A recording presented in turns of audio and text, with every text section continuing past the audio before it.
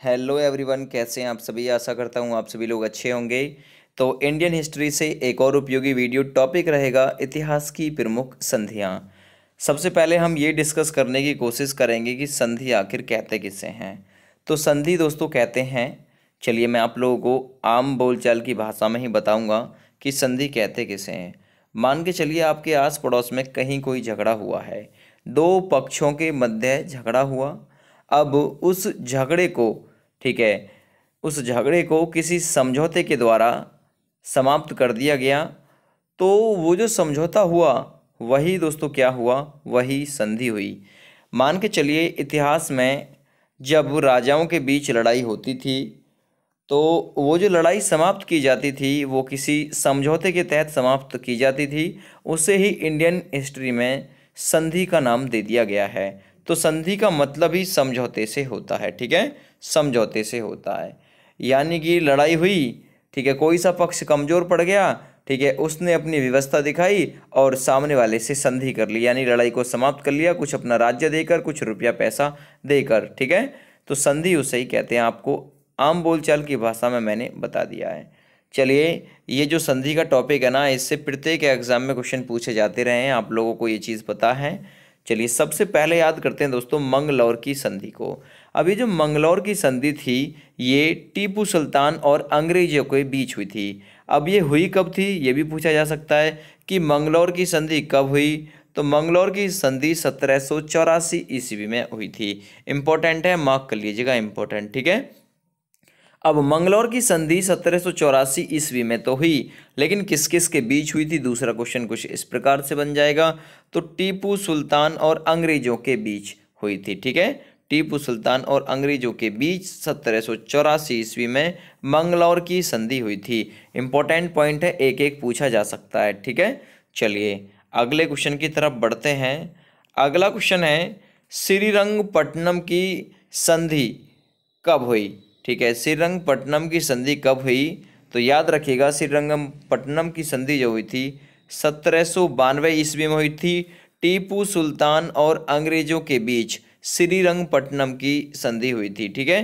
टीपू सुल्तान और अंग्रेजों के बीच कब हुई थी, 1792 ईस्वी में।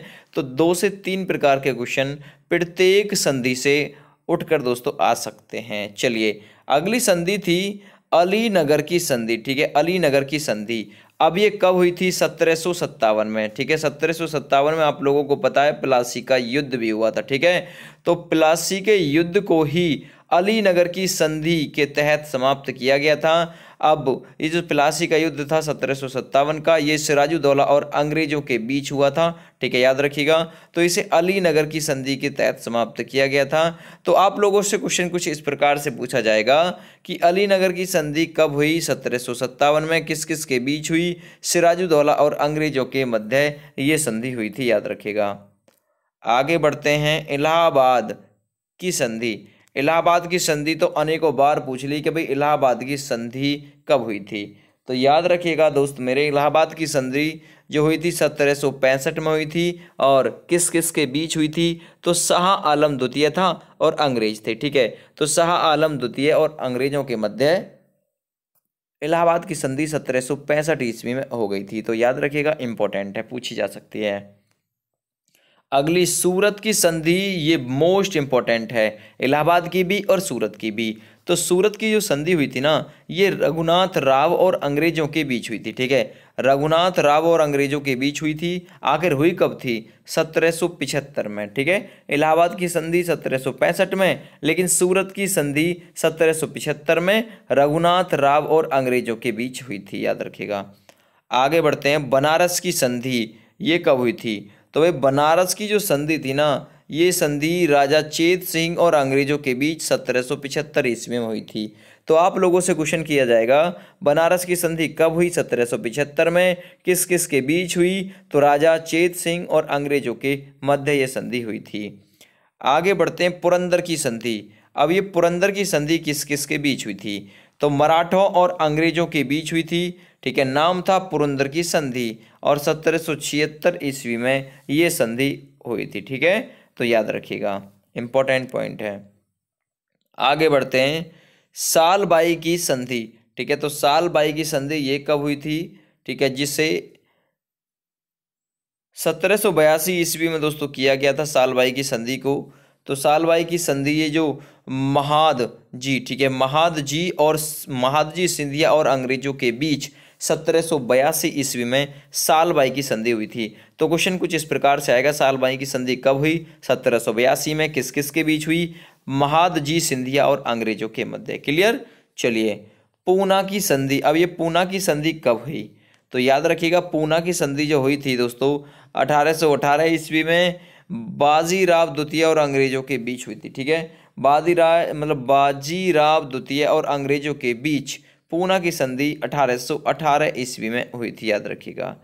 आगे बढ़ते हैं, उदयपुर की संधि जो कि महाराणा और अंग्रेजों के बीच हुई थी, उदयपुर की संधि, और ये 1818 ईस्वी में हुई थी। ठीक है, तो आप लोगों से पूछेगा उदयपुर की संधि कब हुई? 1818 में। किस किस के बीच हुई? तो आप लोग कहेंगे ये हुई थी महाराणा प्रताप और अंग्रेजों के बीच, याद रखिएगा। ठीक है, चलिए अगली है दोस्तों सुगोली की संधि। अब ये जो सुगोली की संधि है ये कब हुई थी? ये 1816 में हुई थी। ठीक है, सुगोली की संधि, और नेपाल और अंग्रेजों के ये बीच हुई थी। ठीक है, नेपाल और अंग्रेजों के बीच सुगोली की संधि हुई थी, याद रखिएगा। नेपाल देश नहीं, नेपाल एक राजा था, उसके मध्य और अंग्रेजों के मध्य ये सुगोली की संधि 1816 ईस्वी में संपन्न हुई थी। आगे करते हैं दोस्तों बेसिन की संधि। ठीक है, बेसिन की संधि ये कब हुई? ये 1802 ईस्वी में हुई थी बेसिन की संधि, बाजीराव द्वितीय और अंग्रेजों के बीच। ठीक है, तो बाजीराव द्वितीय और अंग्रेजों के बीच बेसिन की संधि 1802 ईस्वी में हुई थी, याद रखिएगा, पूछा जा सकता है। नेक्स्ट संधि है जो कि मोस्ट इंपॉर्टेंट है, अमृतसर की संधि। ठीक है, अमृतसर कहाँ है? पंजाब में है, याद रखिएगा।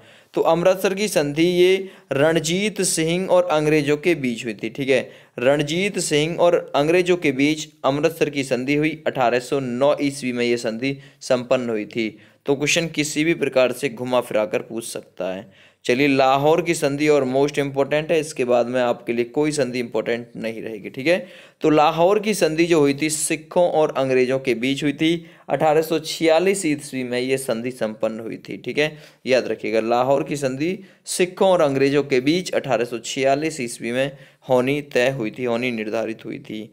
तो आप लोगों को संधियों का टॉपिक मैंने पूरी तरीके से खत्म करा दिया है फिलहाल। Thank you and bye bye.